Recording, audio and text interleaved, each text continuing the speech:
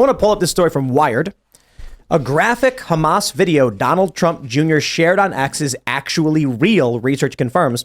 A video posted by Donald Trump Jr. showing Hamas militants attacking Israelis was falsely flagged in a community note as being years old, thus making X's disinformation problem worse and not better. The first thing I say is many of these liberal journalists are really upset that Elon Musk is doing so well. So any opportunity to attack X is an opportunity they will take. Yeah. But in this instance, it actually ends up working out. Trump Jr. is being defended.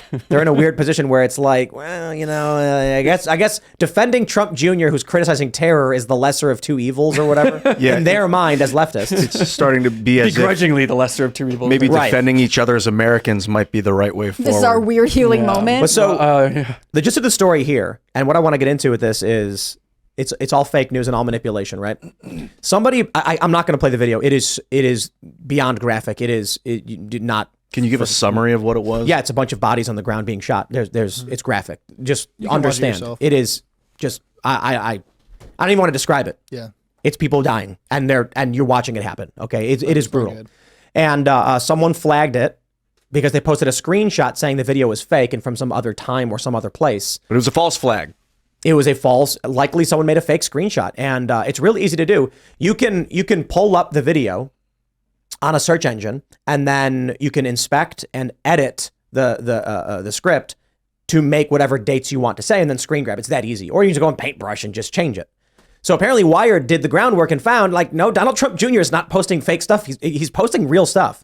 And it's funny, like, when Wired is defending Trump Jr., I mean, wow. There's unity here in this country, I guess. But I want to bring up another tweet here. This is something I tweeted, and let me see if I can get a bigger image of this. The first image is a tweet from Andy No, where it's a Palestine celebration rally in Dearborn, Michigan, where the speaker says, when you go to a Black Lives Matter rally, you see Palestinian flags. When you go to a white supremacy rally, you see Israeli flags. And then a tweet from the ADL.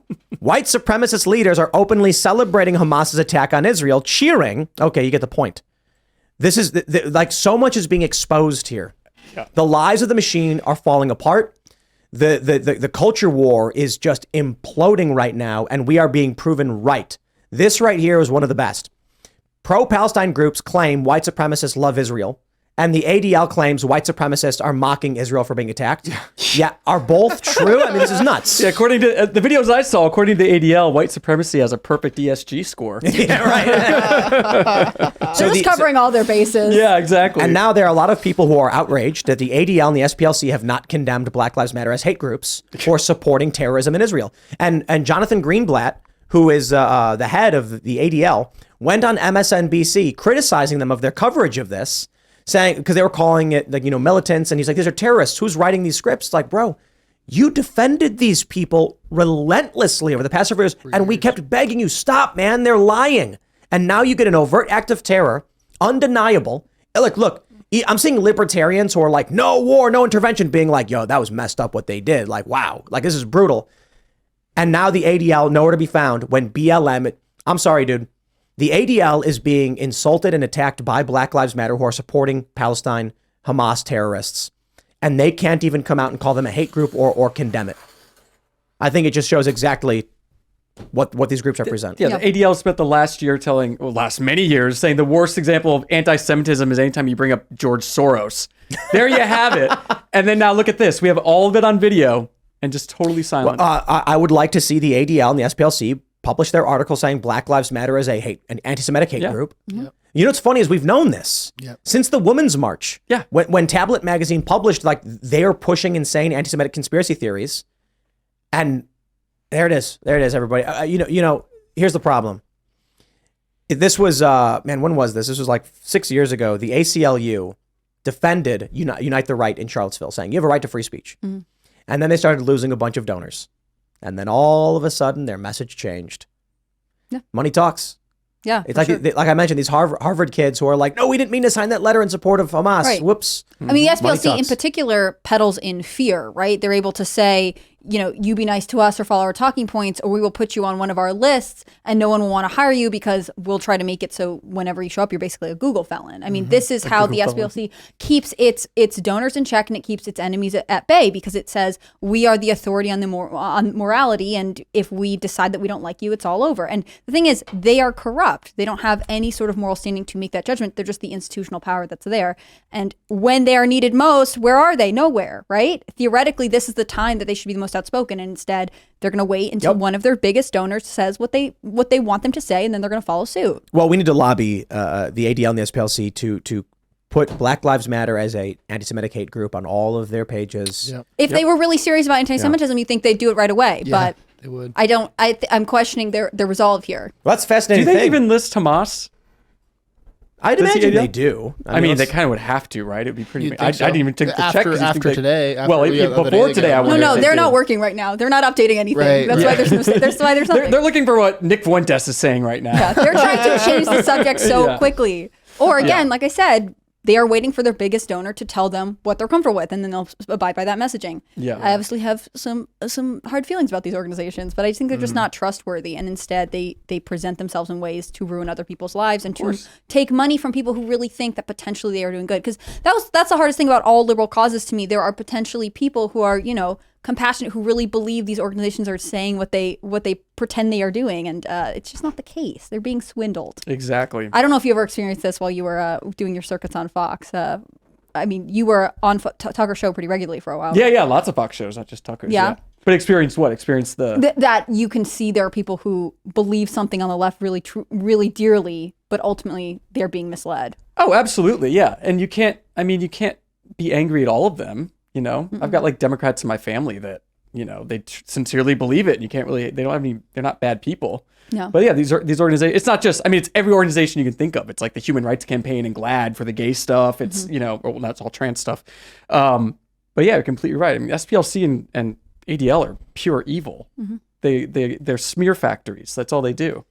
Yeah, and collect money for it. Semite is it really just means like a desert person, like someone from Asia and East Africa, and it includes Arabs. Arabs are Semites, Akkadians, Canaanites, Hebrews, Ethiopians. Yes. So like, if you hate Arabs, you're also anti-Semitic. Yeah, but that's not what technically, but that's not the That's idea. not what the ADL has twisted it That's to not. mean. No, that's not what the. No, come on, bro. People use words to convey meaning. All right, you can't. And just they also be like, change definitions to control narrative. And if we all understand what the word means as of today, then we can understand what they're trying to say when they say it.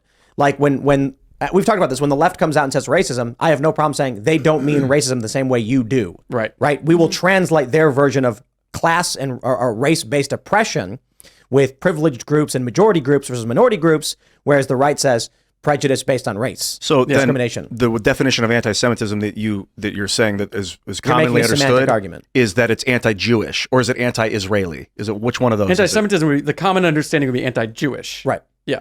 So Both secular or anti-Hebrew? no one's saying it to refer to Palestinians. Because it's not about or religion; it's Acadians or about anything like where that. they're from. It's really about where you're from. So, But would it be- by all means, you can take issue with the use of the word Semite in this way, but we know the idea being conveyed.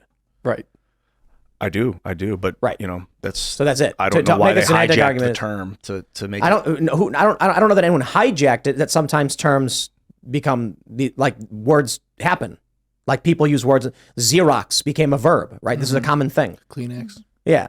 Like nouns, proper names become verbs because of whatever reason. And for whatever reason, for good or bad, whatever your criticism is, this is the idea being conveyed. I suppose I bring it up only because we are in an information war, and it's better to arm yourself with the knowledge of past definition.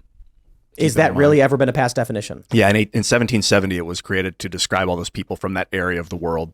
Yes, but anti-Semite, was that used colloquially to describe the people of that world, or is it typically just referred to Jewish people? I don't know. Let's find out. Yeah. Well, you I'll look research into it that. while We'll you keep guys talking about the news. Spread the narrative. Let us But- know what you find out. It's I can certainly understand and respect that there are people who definitely try to manipulate words to gain power, as we see with the left changing the definition of sexism and racism and all those things. Right. But if you're going to be talking to the average person, we simply try to just understand the ideas that are being conveyed and then push You have back. to go with a colloquial meaning. That makes sense. Yeah. Yeah, and you can criticize. Like I have no problem saying like you should use the word Semite refers to many more people than just Jewish people. So by all means, you can be more specific and just say they hate Jews. Like that's actually probably more direct Yeah. And you know, I think anti-Semite kind of softens the general idea. Just say they hate Jews. I was listening to one, I think it was a guy from Hamas talking, and they were saying that they wanted to eradicate not the Jews, but Zionists, which is the idea of creating an Israeli. It's a political state. It's not it had nothing to do with the religion itself. And it was wicked Christians. So like people that claim to be Christian but don't believe in God or don't follow the tenets of the faith, like those aren't real Christians anyway. Did you guys see what Lindsey Graham said? We're in a religious war. Yeah. Do whatever you have to do. Level that place or whatever. Thanks, Lindsey Graham. But I bring this up in response to what you're saying because, you know, everything I hear is, you know, it's the Palestinian people who've been removed from their homes, and it's like, wasn't it like someone else's before that, and someone else's before that, and someone else's before that? What did one of our members say? Bring back Rome. Yeah, this is the real. That's why you guys all think about the Roman Empire. Yeah, it was Ottoman for a long time, and then before that it was Byzantine, which was like the Eastern Roman Empire. Before that it was the Roman Empire. I think Israel? It was Greek for a long time. There's before like that 15 different. Alexander conquered it from the Persians, I believe. I'm not sure exactly. Yeah. So, yeah, we're not in a holy war, Lindsey Graham. We're not in any war. Firstly, Yeah, we aren't. Yeah, what a slip we're on not. his part. Yeah, exactly. I mean, I get like, okay, so I'm the first to admit and acknowledge, like, I'm totally an emotional child and being like, nuke 'em, you know? But I realize that that's my emotions and I can't really be like tweeting and saying that. This man actually, you know, controls war bucks and member of Congress. And same with Nikki Haley. She's saying the same stuff he is, right? This is What my is it with concern. South Carolina? Like just today, right now, I'm having a little bit of struggle talking about it because it's like if we were just hanging out at the kitchen table and just, I would be like dark thoughts because it's war and we're talking about the horror and hideous. But we're on TV. Any little idea I have right now is like could spark conflict, and so I'm like, I almost am like self-censoring for better or worse. But And I think we're all feeling that. I mean, I think rational people are feeling that, not people who are senators on Fox News saying we're in a holy war. Yeah, I think it's good to be cautious when you're talking generally. I mean, I can understand working out ideas with friends or people that you trust, but in this case, having people like Nikki Haley or Lindsey Graham say, you know, we are in a holy war or, you know, advocating for more interventionist theory, you have to remember that they are sending your family members to war. I mean, Nikki Haley does have a husband who's deployed to Africa right now, I believe, but for the most part, they aren't talking about things that affect them. They're talking about things that affect more working class mainstream Americans. They're willing to make the sacrifice. And I don't know if that's actually something we should do, right? I mean, ultimately, I know I make this point when I'm on all the time, but the American government is supposed to serve the American people. And so even if the two countries are having a religious conflict, I don't know that it's our duty to intervene on their behalf, right? Like, what is our obligation to our people first? And I don't know that it's sending young men and women to a war that we are not necessarily invited to be a part of, even though some sides may want us to intervene. Especially when you're a 70-year-old confirmed Southern bachelor like Lindsey Graham. He doesn't have to worry about his children being affected by this. Yeah. I mean, he doesn't. It's completely right. And I think I mean, him of all people. Yeah. You And know? again, like it's hard to be online right now. I don't know if you feel this way, Ian, but like it makes me more and more cynical, right? People who call for us to intervene or war, no one calls for something that they don't gain from. So what does Lindsey Graham gain from this? What does Nikki Haley gain from this? What does Joe Biden gain from this? Because the American people lose from us getting more involved in this conflict. Thanks for watching this clip from the Timcast IRL podcast. Hang out with us live Monday through Friday at 8 p.m. and become a member over at timcast.com for uncensored, members-only shows exclusive. Thanks for hanging out, and we'll see you all next time.